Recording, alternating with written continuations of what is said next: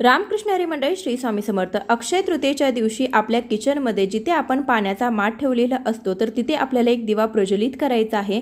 त्यामुळे आपल्या घरातील पितृदोष नष्ट होऊन आपल्या घरामध्ये पितरांचा आशीर्वाद प्राप्त होतो. पितृदोष संपूर्णपणे नष्ट होतो. माता लक्ष्मी आणि अन्नपूर्णाचा देखील आशीर्वाद आपल्याला मिळतो. सकाळी व संध्याकाळी तुम्ही किचनमध्ये माठाजवळ आपल्याला दिवा लावायचा आहे.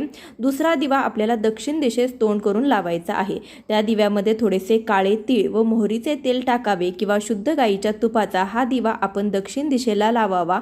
पितृदोष नष्ट होऊन पितरांची कृपा प्राप्त होते. यानंतरचा दिवा आपल्याला उंबरठ्याच्या दोन्ही बाजूला सकाळी आणि संध्याकाळी लावायचा आहे.